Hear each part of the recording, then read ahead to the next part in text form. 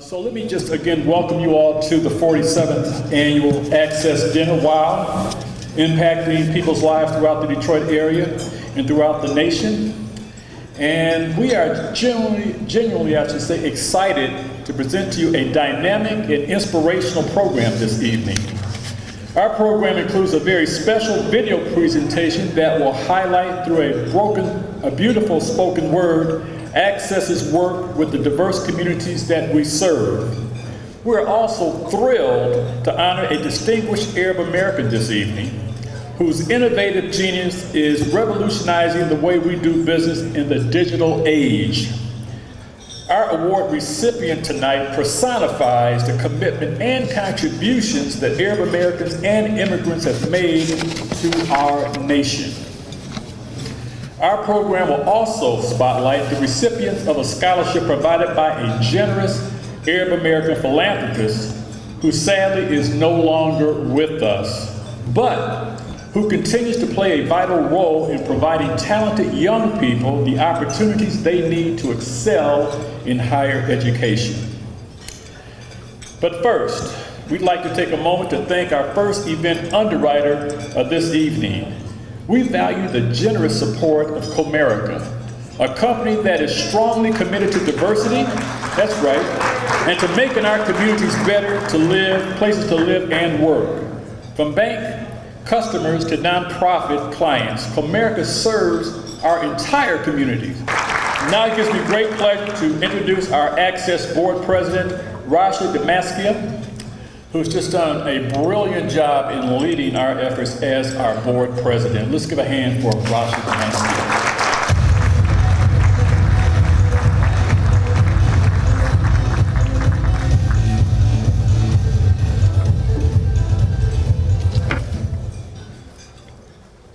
Good evening, and welcome to the 47th Annual Access Dinner. We are pleased to have you here with us as we celebrate this signature event.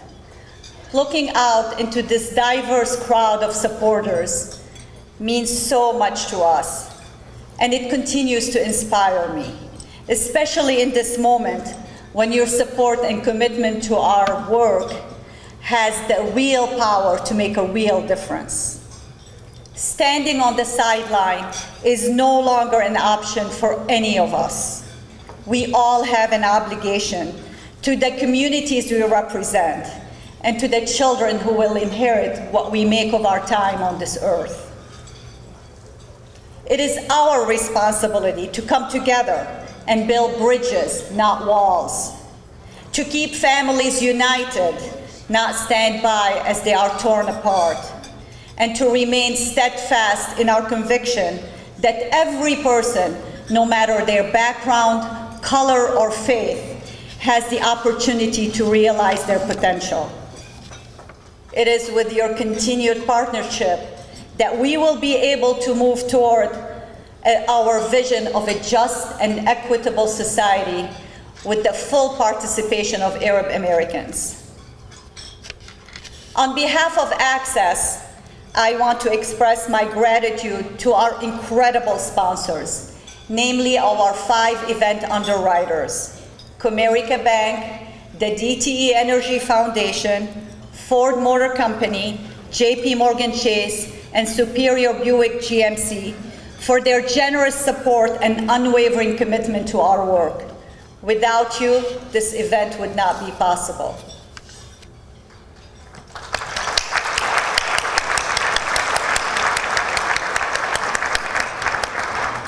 I am also extremely privileged to be able to recognize our remarkable Access board, leadership, staff, and volunteers, whose dedication to our mission is unsurpassed. Please stand. I want to express my deepest appreciation to every single one of you. Please stand. We want to see you.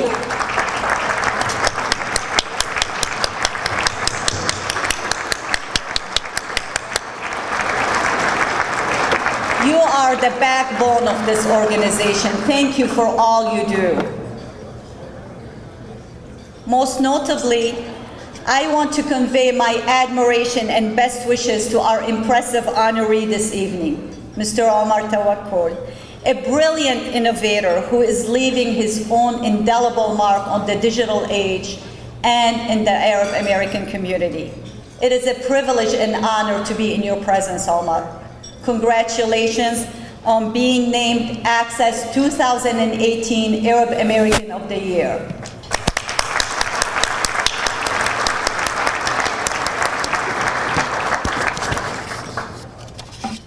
It is impossible to capture the amazing work of our organization and its profound impact on those we serve in a mere 5 minutes, which is exactly the amount of time I have to address you tonight.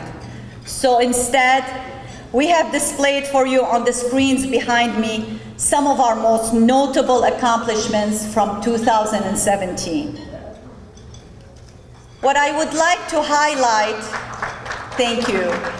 What I would like to highlight particularly is the groundbreaking national convening we held last November in Dearborn, Michigan, MOVE, which stands for Mobilize, Organize, Vocalize, Empower. It was the first ever Arab American Summit engaging activists, artists, philanthropists, and youth in a shared agenda. Through the summit, we brought over 500 change makers and key allies from all corners of the country to explore intersectionality in a safe environment and engage in a dialogue on a range of issues that impact Arab Americans.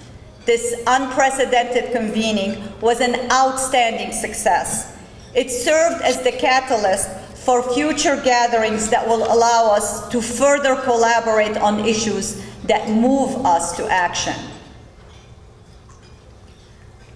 While 2017 was a significant year, 2018 is even more crucial. This is a critical election year, and we have an opportunity to amplify the issues that mean the most to us. We all have a responsibility to raise the voice of our communities. We have collectively witnessed and experienced far too much injustice, and we say enough.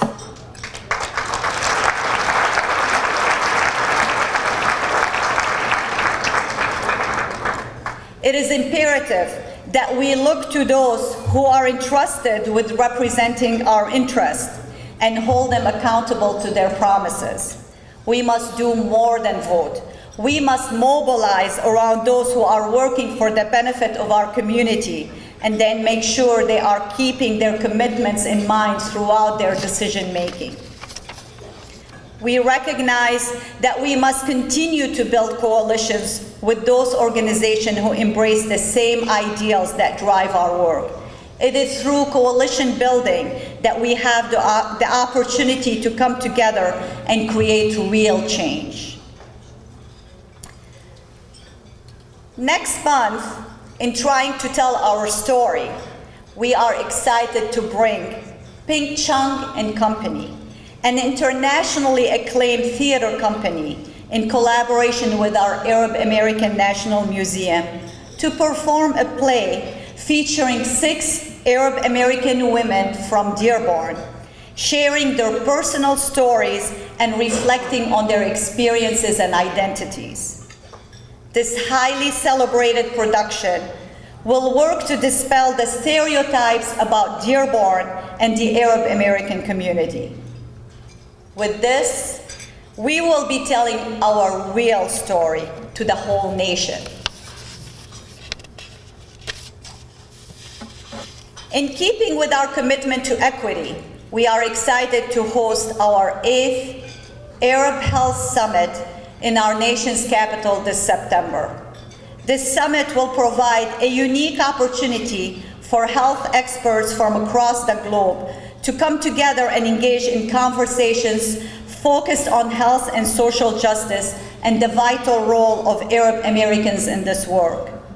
Through this convening, thank you.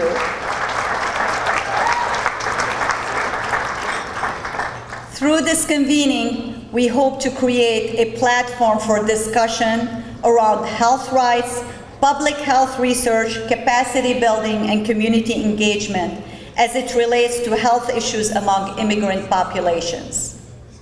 We hope we can count on you to join us this coming September in DC. Access continues to focus on our mission of empowerment and is changing the landscape of our region and nation every day. We are truly excited and honored to celebrate 47 years of community building with all of you. Thank you for being here tonight as we work together to build the world we envision for our children and future generations to come. Enjoy your evening.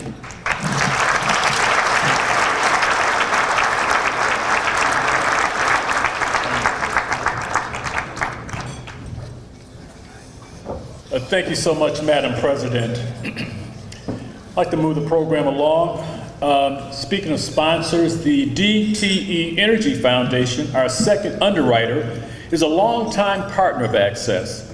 Dedicated to the community it serves, DTE Energy and the DTE Energy Foundation are committed to supporting growth and prosperity in our region. We are deeply grateful for their unwavering support. Please give them a round of applause.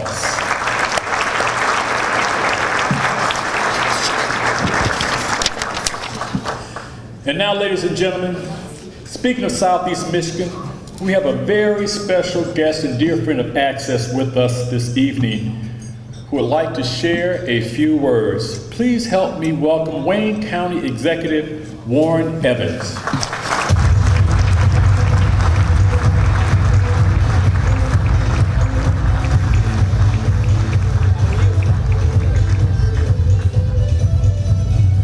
Good evening.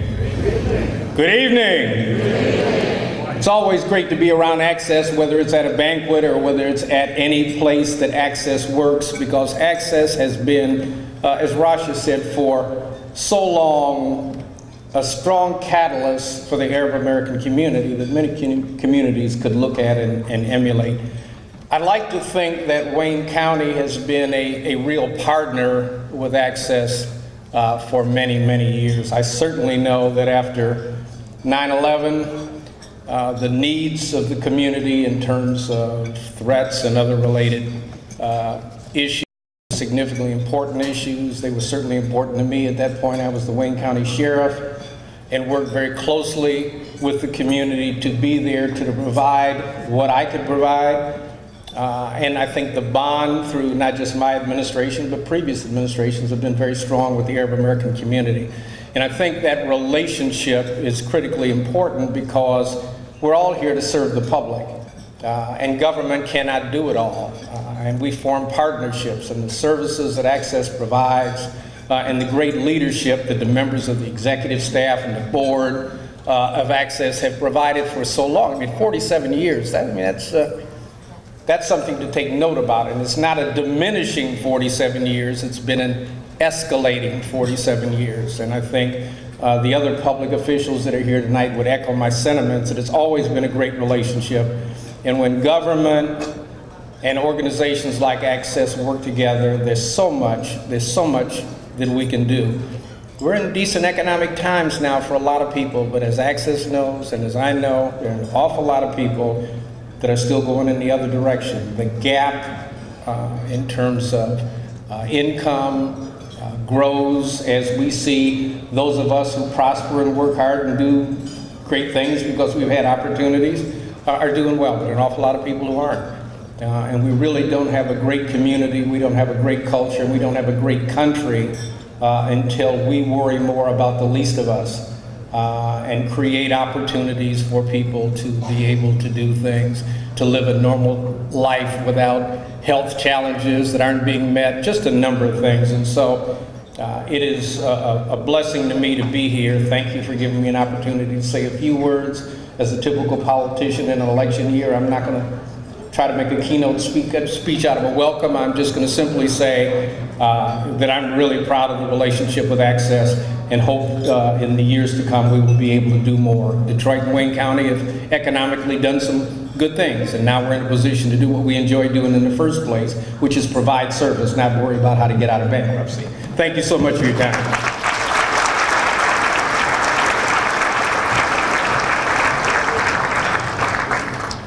Thank you so much, Executive Evans, for your exemplary leadership. Thank you so much. We're also honored to have with us tonight a longtime friend of Access and who also is a public servant and works hard each and every day to make our community stronger. Please help me welcome Dearborn Mayor John O'Reilly.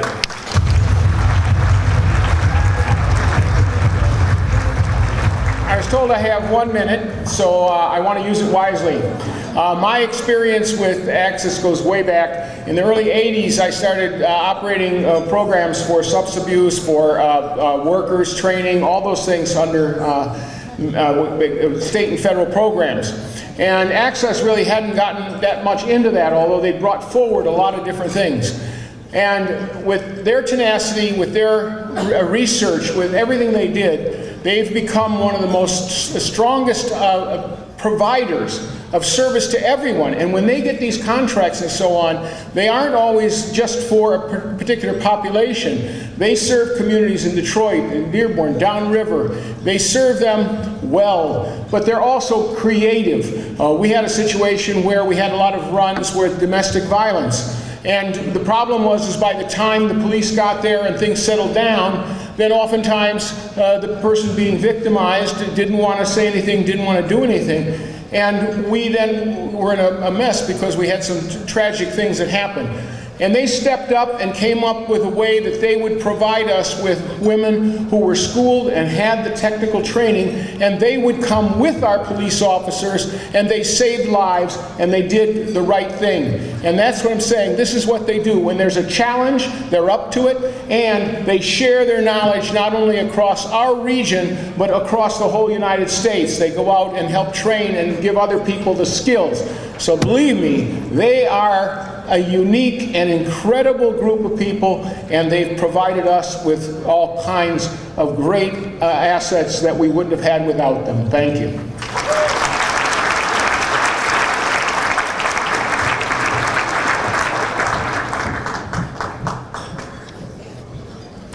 Thank you, Mayor O'Reilly. Good evening, everyone. I'm Sandra Ali from Channel 4.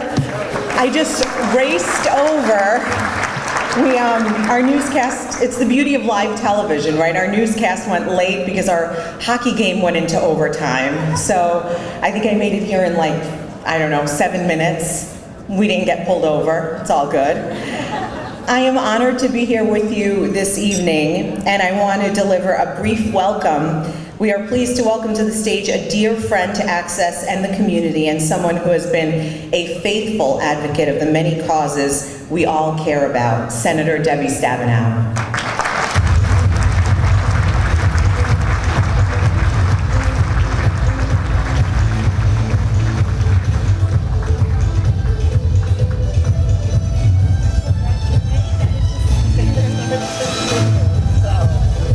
Well, good evening.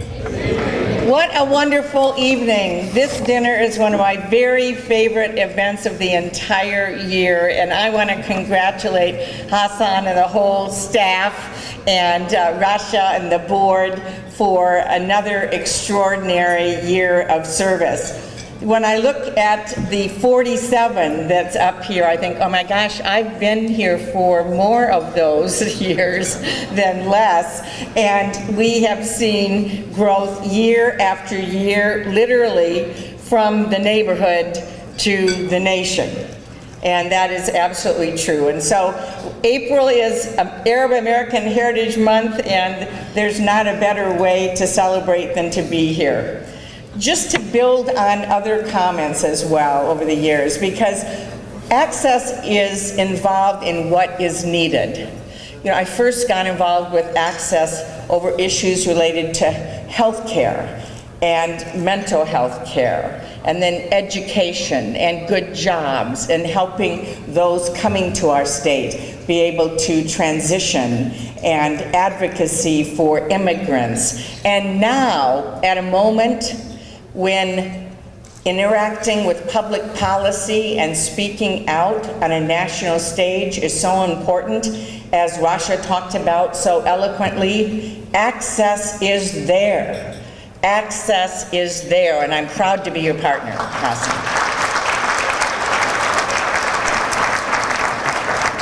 You're not just making people's lives better. You're a testament to the Arab American story in this country, which is a proud, positive, wonderful story, and a story I'm proud to share everywhere I go.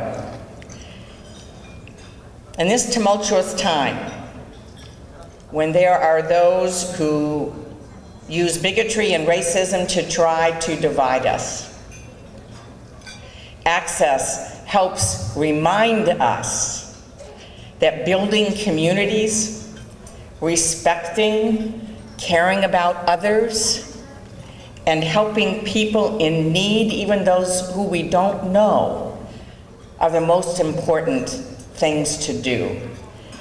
These are the real American values. So I want to thank you all for doing what you do every single day, and let's have a wonderful evening.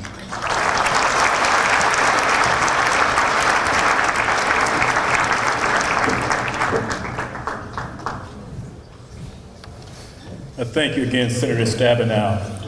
Let me just preface my remarks before. I am not Sandra Ali. Thank God she got here. Let's give her another big round of applause, please, for Sandra Ali. Beyond the deadline. Thank you so much, Sandra, for arriving. Now we'd like to take a moment to thank our third underwriter, which is Ford Motor Company. Dating back to its founder, Henry Ford, this company has invested in people and communities through philanthropic initiatives as part of its commitment to being a good corporate citizen. Their unwavering support of our organization and community is deeply appreciated. Please turn your attention to the screens for a brief message from our third underwriting sponsor.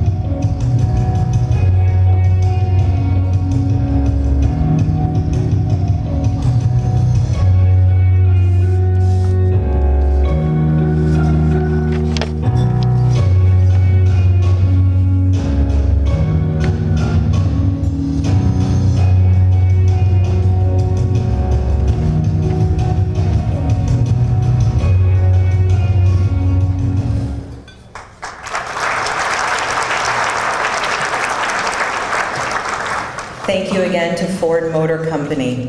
We are now thrilled to share with you a very special production, a production which showcases the impact of Access's work set to spoken word. Please turn your attention once again to the screens.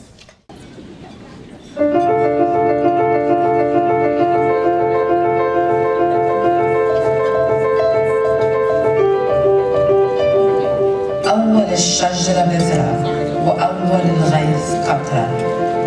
To tell our story is to start from the very beginning.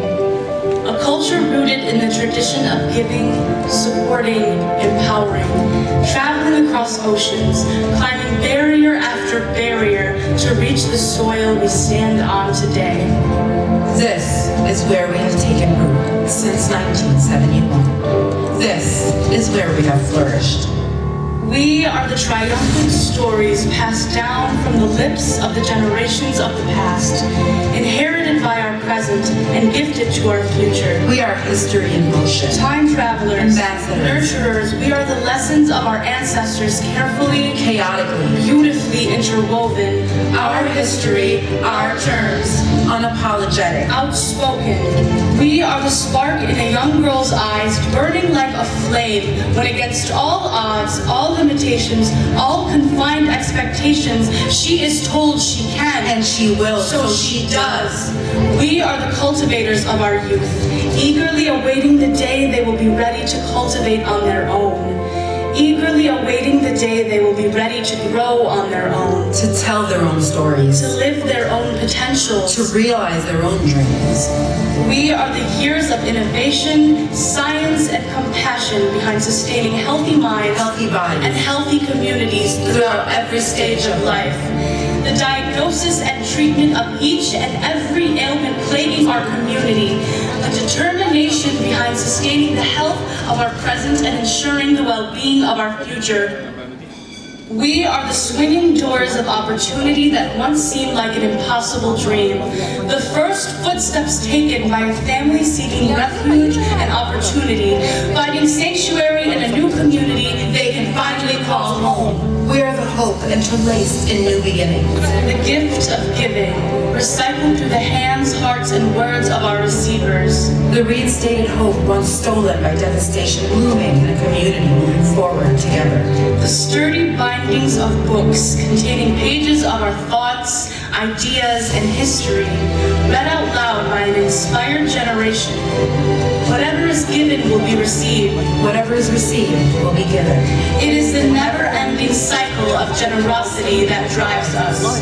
We are the boundaries broken through the long, Abrupt, jagged, straight, pivoted strokes of an artist's brush. and a poet's pen. The reclaiming of our narrative. The challenging of The misconceptions. shaping of perceptions of who we are. We are destined and determined to be the writers of our own stories. Our history will be made by It us, will be written by us. and it will be remembered in every shade, curve, and melody of our being. We are the fiery, kinetic, booming spirit of resistance, Of revolution. marching through every neighborhood touched by injustice, demanding a change that has been echoed for centuries across the globe. We are the wisdom behind knowing that just because our days have advanced does not mean that the pain of our past has as well. We are the wisdom behind understanding that we are nowhere near finished and that the only way to inspire timeless change is to birth that change together. Sometimes revolutions come in calm, quiet poems. Through loud, booming instruments, in silent libraries overflowing with text, In black and white photographs, in colorful fabrics and paintings, in every city, every state, every country across the globe. In every seed. Our story extends from many branches, reaching for the sky in a myriad of twists and turns. Turn every one of our leaves. Read every vein, it will tell you the same story. A story that is nurtured by our love for this work and the improvement of this world, growing through our belief in people and what they can contribute to this life. growing through our vision of a just and equitable society with the full participation of Arab Americans. We are the mark we make on this world. A tree begins with a seed, and the rain with a single drop.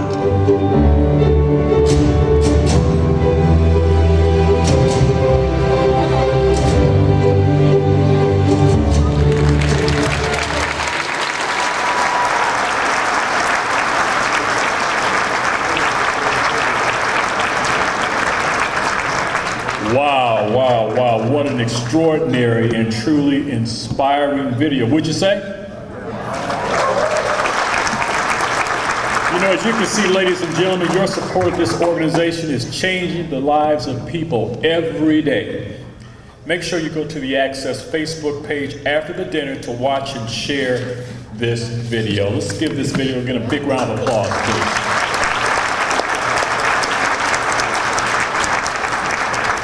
Now the time has come to recognize our fourth underwriter this evening, J.P. Morgan Chase & Company. J.P. Morgan Chase works with community partners to create pathways to opportunity by supporting workforce development, financial capability, small business development, and community development in the regions where they do business. Please turn yourselves to the screens. Detroit's a city that has a really proud heritage, but it's been through a number of really difficult periods. Detroit needs investment. It needs consistent investment. It needs partnerships. We've been part of the Detroit community for 80 years. The future of Detroit is something that we have a vested interest in. We gave them data, analytics, money, advice, consulting, all the things we need to get certain things off the ground. JP Morgan Chase is really on the leading edge of investing in Detroit's revitalization. Partnerships are being made, collaborations are being made, businesses are being launched. I could have opened my bakery so many other places, but I wanted to be in Detroit. JP Morgan Chase is embedded here. They're a central part of this city's company. You're duplicating what you do in Detroit all around the country. You're going to have a huge renaissance.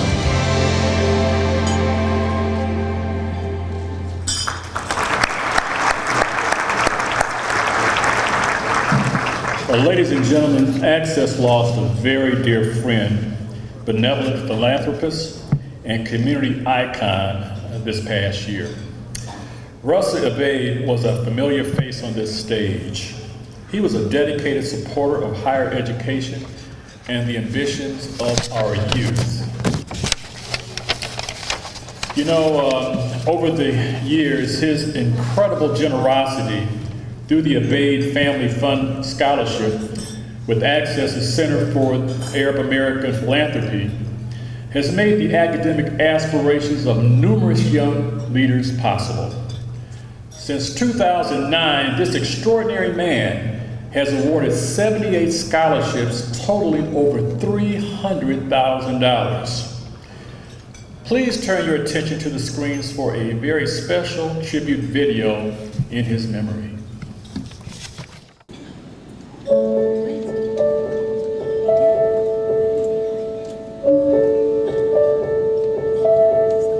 Revered businessman, community icon, and compassionate philanthropist, Russell J. Abaid embodied every aspect of what it means to give back. A man born into humble beginnings, Abaid established a legacy that continues to impact so many. Rising from his working class roots in Detroit to the helm of Guardian Industries, a world leader in glass, automotive, and building product sciences, Abaid received numerous accolades for his unique ability and sharp business acumen. However, his success extended well beyond the boardroom. Abaid was a pillar in the communities he resided and did business in, and his long and distinguished career and passion for giving back was evident in his commitment to build confident, engaged, and vibrant communities. Abaid's standing legacy will remain his dedication to and investment in a brighter and more equitable future for those he believed in. Some of his most cherished projects include Access's Arab American National Museum, his scholarship fund for marginalized youth, the Student Center at Lourdes University, and the Abaid Hospice Center at ProMedica. Resolute in his purpose in life, Abaid believed in a hand up, not a hand out, and he held firm to the principle that one should do more than simply give. One should also teach, lead, and inspire. He invested in people and in the future. He was one man, but he impacted the lives of many. As a philanthropist, Abaid was driven by a desire to make a difference by honoring his roots and giving back consciously. He nurtured this philosophy as a member of Access's Arab American National Museum Advisory Board, and through his scholarship fund housed within Access's Center for Arab American Philanthropy. To date, the Abaid Family Fund has helped provide educational opportunities for numerous underserved youth and will continue to do so for years to come. Mr. Russell Abaid inspires me to give back to the community and give a helping hand to people who need it most.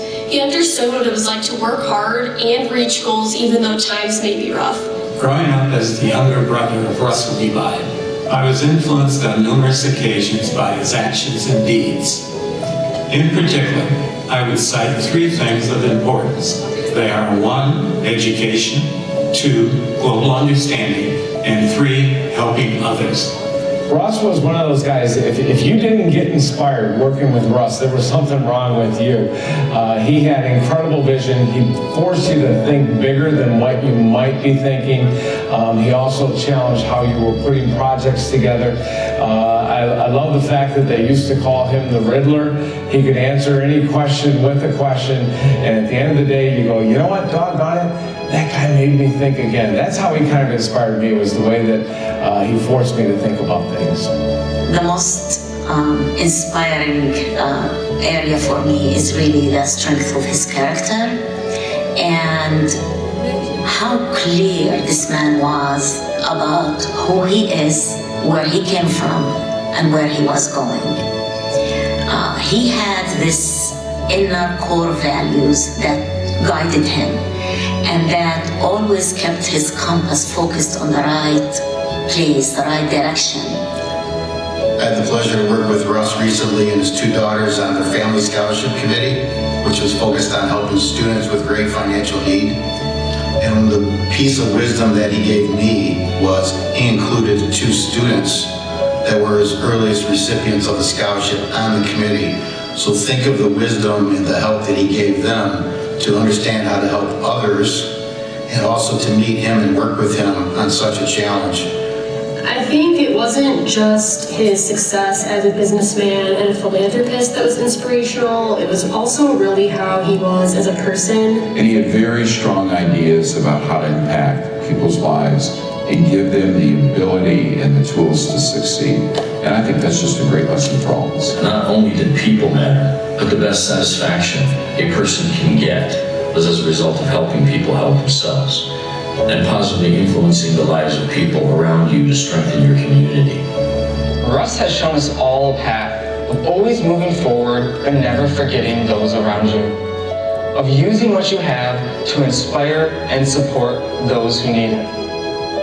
His encouragement of me has emboldened me on a quest of growth and success, of becoming the best I can be and helping others become the best they can be. I hope that my impact on our future is as large as his on mine.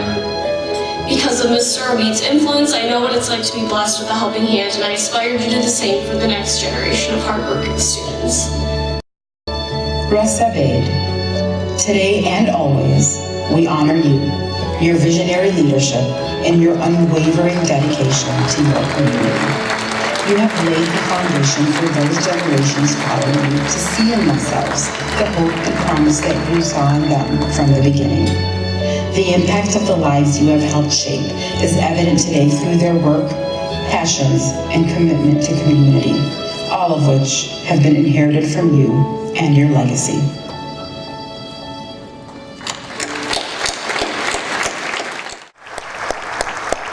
Ladies and gentlemen, please help me welcome to the stage this year's impressive cohort of EBOD scholars. And let me just start off right now by saying that we have today these scholars. From Wayne State University, Trina Abdenor, Ashley Bland, Jesse Cryer, Jovan Morgan, Mayasa Sawat, Leib Somo,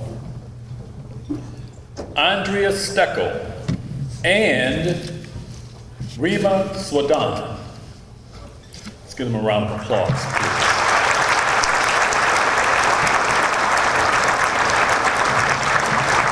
From the University of Michigan Dearborn, Lena Hakeem, Maluk Harb, Dejaline Johnson,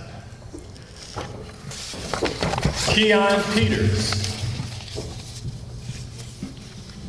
Layla Saad, and Imani Tarpe.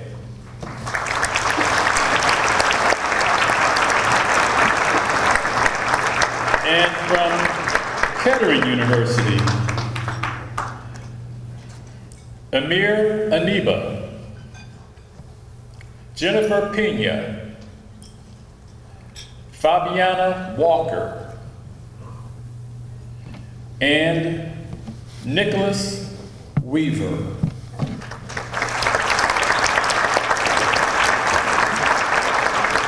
You know, we would also like to take a moment to recognize 3 students with us tonight who are being awarded the McLennan Family Foundation Scholarship. Guided by the inspirational example by Mr. Abaid, James McLennan established his own scholarship last year with the help of the CAAP. The McLennan Family Foundation Scholarship supports students at the University of Michigan Dearborn and Wayne State University. Please join me in recognizing the last 3 scholarship awardees from the University of Michigan Dearborn. Maluk Har, who is already on stage. Eileen Ramos and Janae Talib. Let's give them all a round of applause.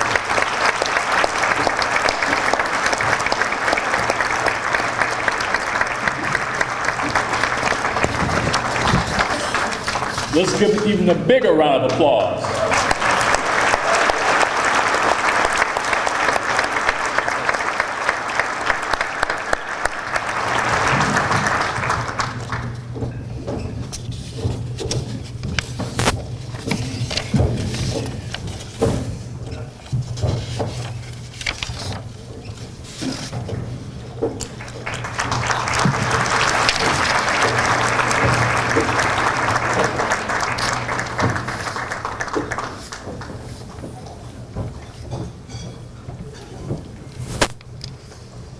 Before we proceed with another highlight of our evening, we would like to recognize our 5th and final underwriting sponsor for the evening. We are tremendously thankful to Superior Buick GMC for their support.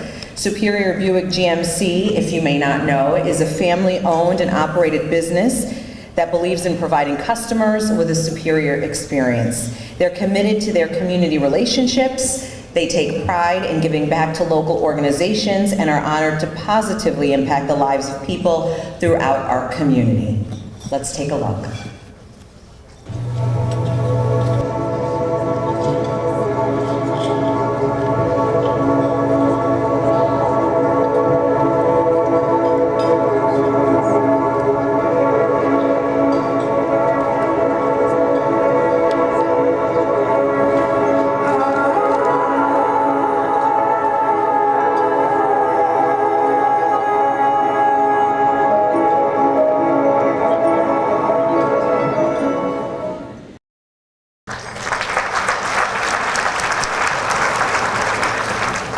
Ladies and gentlemen, it is now time for the moment we have all been waiting for, the presentation of the 2018 Arab American of the Year Award.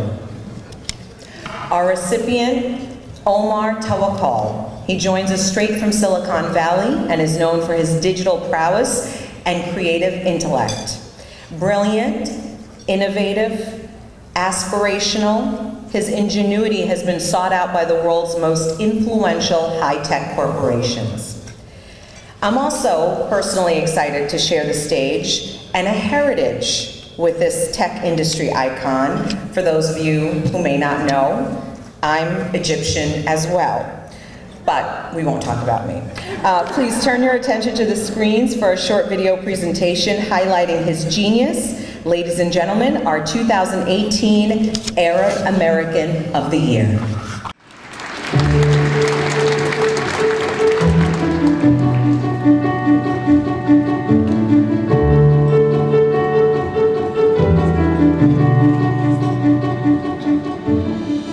I am the master of my fate.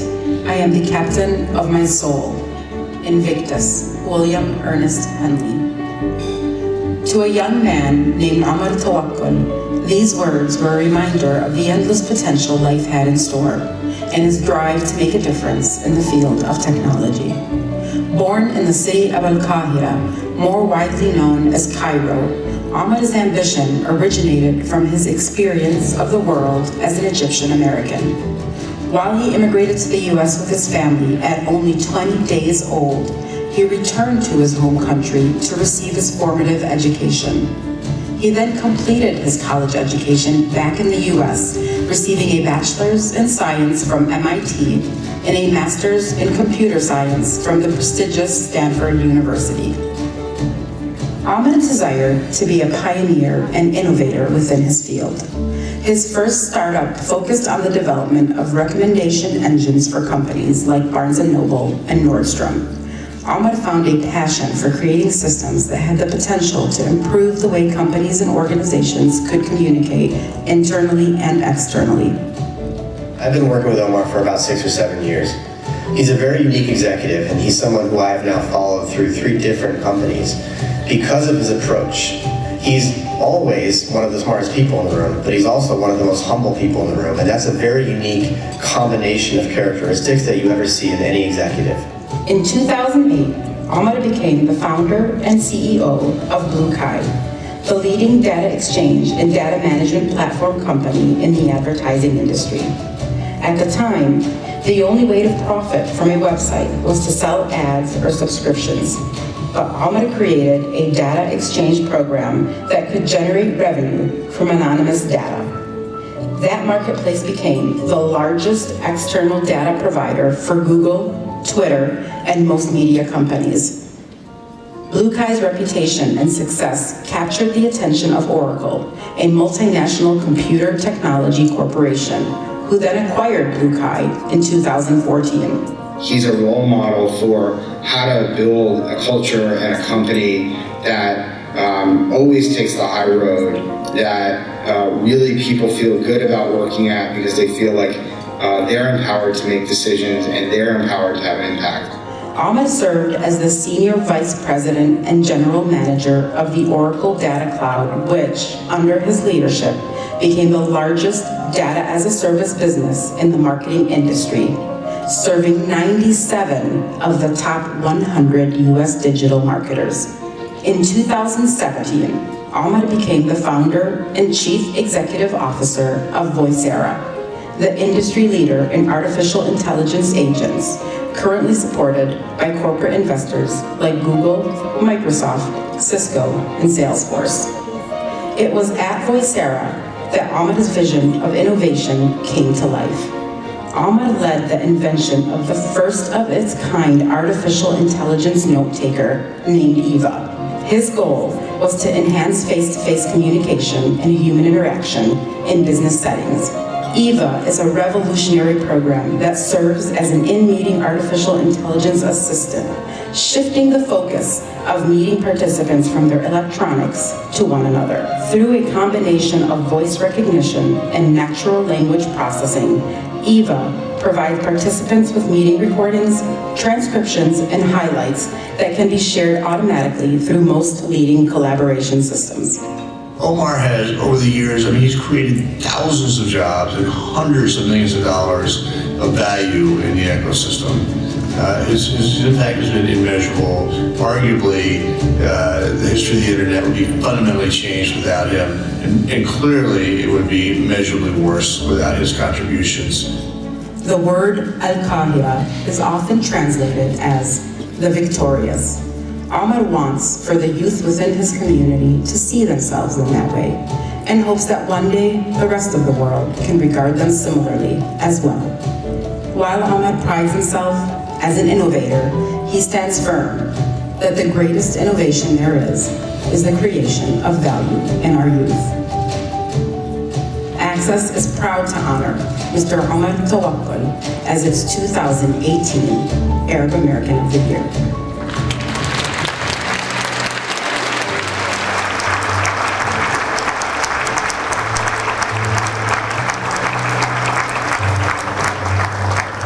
And now we welcome Amina Tawakkul, the daughter of our award recipient, to present the 2018 Arab American of the Year Award. Please join me in welcoming her to the stage.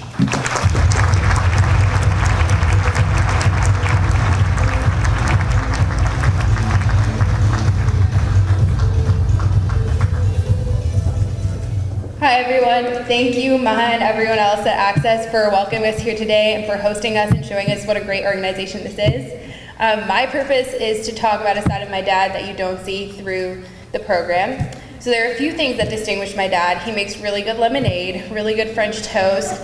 He mediates conflict between the 5 women that run his household very well.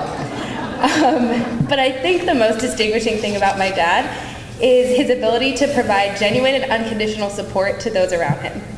My dad has an ability to see people's unique strengths and to make sure that they know their value. In our family, that means telling each of his daughters that he notices and appreciates her talents and passions, whether that's baking or social justice or running. He tells us that he appreciates our value and encourages us to see our own worth, something that's been very helpful to us as daughters. As a serial self-doubter myself, it's been a great blessing to be able to hear about my value from my dad, especially in times when I can't see it myself. My dad's expressions of appreciation extend beyond just times when we make him proud. Growing up as Arab Americans and as Muslim Americans in our case, it's inevitable that we make some decisions or have some opinions that our parents don't like. But while some parents react to their kids' decisions with distance and with disapproval, our dad never tells us that he disapproves of things that we do without also making sure that we know that he loves and respects us. That's created trusting, friendly relationships with his daughters that we know we can count on. I talked to my little sisters about this and they said the same thing. They said they love that whenever they have a disagreement with my dad, which happens on a daily basis, he, without fail, will come to their room, apologize, tell them that he loves them, and also give them a chance to share their perspective with him, because he knows their value and knows that he might have something to learn from them, just like they learn from him as a parent. My sisters and I know that it's a huge privilege to have parents who give us unconditional love and support, and my dad's character is hugely responsible for making that happen.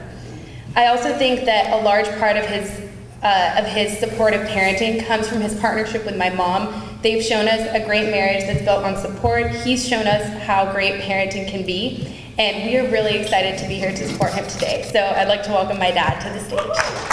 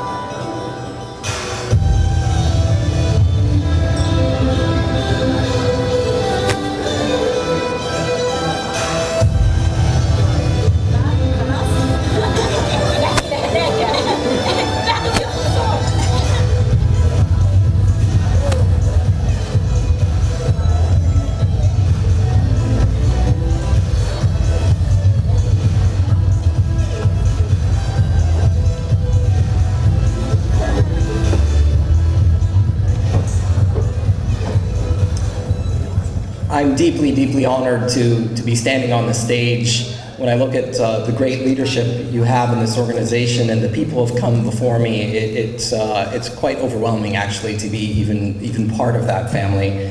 I want to start with just a few thanks before I say something. I want to thank God. I want to thank God for the endless bounty He put into my life, but also for the absence of the opposite of bounty that could have made every day worse. My mother, who gave me hope always, and my brother, who set the bar very high. He was, in that video, he decided to become a nuclear cardiologist and save lives, and I decided to save ads. So he set the bar high. And as Amina mentioned, my wife, who really did something that was incredible. If you're an entrepreneur, you're traveling the world, you're moving, you're sacrificing, and she made it so that I didn't have to sacrifice family, I could have both. And she kept everything together, and she really should be here taking that award. And of course, gave us beautiful daughters who are a wonderful part of our life. But when you think about this award, really it's not about me, it's about all the Arab entrepreneurs and innovators that you know and I know. I'm just going to mention a few that I have learned from and I still learn from today. A gentleman named Amr Al-Abdullah, who's the CTO of Cloudera. He was at school with me at the same time. Huge company, done a great job. Osama Hassanin, who runs Rising Tide in the Bay Area, along with one of the founders of Techwedi. Yusri Hadmi from IT Works. Mukhtar, who's a young entrepreneur we were talking about the other day. There's a book about him at the museum called The Monk of Mocha. Young Yemeni kid, Loay Al-Dada, the CEO of Quanergy, Rana Kuyubi, the CEO of Affectiva. Lots of people out there who I learned from. And so think of this more about that community of innovators. Just a couple words about Voicera, because Blue Kai had already had an exit, and it was kind of crazy for me to go off and start yet another company. So there were just two things I wanted to change when I think about AI. The first one was that AI today distracts us. If you think about every time I go to dinner with my family and others, we have to make a phone pile so that people will actually talk to each other and stop looking at their Instagram and all that stuff. It's distracting. And you enter into meetings and people have the laptop open and they're taking notes and the Facebook and emails zinging and they've lost track of what they're saying. But then I kind of reflected around meeting Larry Ellison. I worked for him for a while, and I met with Satya Nadella, the CEO of Microsoft. I've met with Sir Martin Sorrell in person with these folks, and they were really impressive. They could be sitting with me for 1, 2, even more hours and completely focus, no distractions. While the rest of people you'd meet, they'd be running around from meeting to meeting, distracted and so on. And what was different is that one, these guys had presence, and two, they had a staff helping them.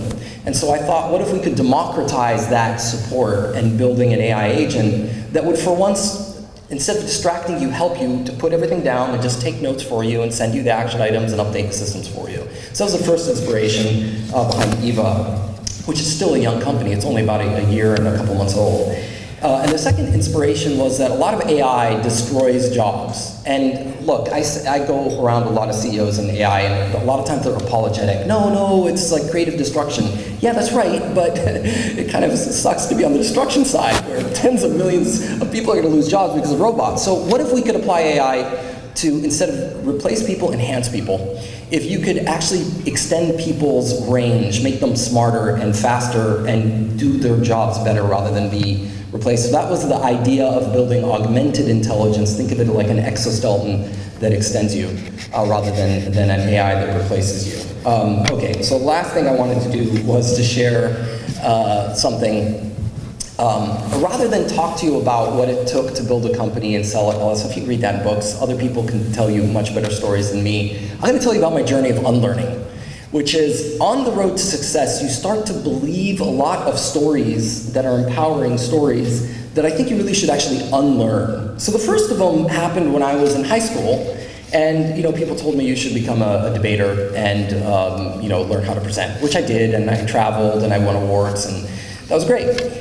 Except that the problem with that is that if you're in a work setting and working with teams, nobody wants to, you can't win a debate. Nobody wants to lose in public. So somebody needs to unteach this generation of people who learn how to debate that you have to actually help people find the truth, and sometimes you're going to be wrong, and that you will never ever win a debate. You really have to collaborate. The second thing that I thought that was interesting that I had to unlearn, I had as a professor at MIT, Noam Chomsky. Many of you, of course, who are activists know Noam Chomsky, awesome guy. He would tell you that highly educated people are highly indoctrinated people.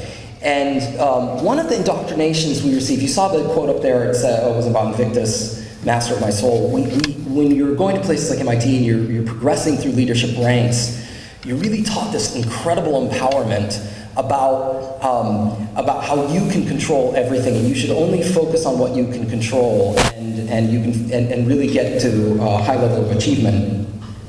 The problem is we're not taught this other narrative. I'll give you an example. I was in 9th grade. My father came to me and he said, and we were in Egypt, and he said, if you work hard and you get into MIT, I'll pay for it. And at that time, I didn't remember anybody in my school who had been to MIT, so I thought that was kind of hard. So I got in. And the thing that was going in my head was, look how hard you worked. Honestly, that's the wrong narrative. I know that now. Really what I should have been saying is, you had a father who made you curious because he asked lots of questions and tested me all the time. And he paid for you to go to the most expensive school that you were in Cairo, and that he challenged you to focus on that rather than some money goal. And so that's the narrative we have to start telling people. And I heard it recently when someone talked about the invisible knapsack. Anybody hear about that, kind of the invisible knapsack, the idea that, you know, two people might come to an interview and one of them sits there with all this education and privilege and money, and somebody else is, you know, essentially burdened with all these loads and things that they didn't have. And people in privilege don't realize that. So part of what we need to unlearn when you're on the way to success is to stop ignoring all the privilege you have and start understanding that this Superman narrative is not really that healthy for you to become a better person. It might propel you to success, but it might keep you separate from all the people who don't have the same privilege that you have. And the last thing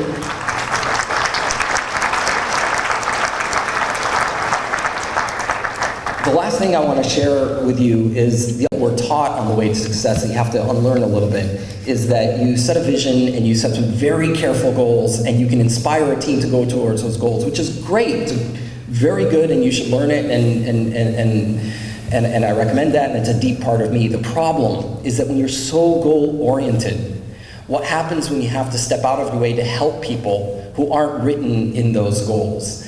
And we're not taught that. The empathy is grinded out of us when we're taught to be great executives who are only goal-oriented. And the whole reason we're here tonight is an organization like Access, which has wonderful people who've had wonderful careers, took time out to make sure they build a service organization that helps other people. So you really have to unlearn that part that's telling you be like an arrow or a laser towards your goal. Sometimes you have to vary from it to make sure that you're serving other people, even if it's not written in the path of your goal. So that's one of the biggest things I had to unlearn.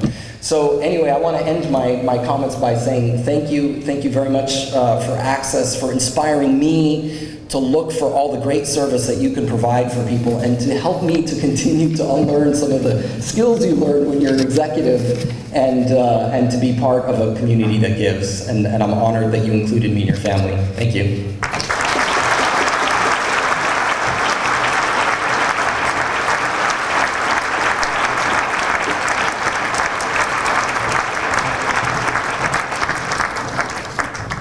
Let's give Omar another round of applause. What an inspiration.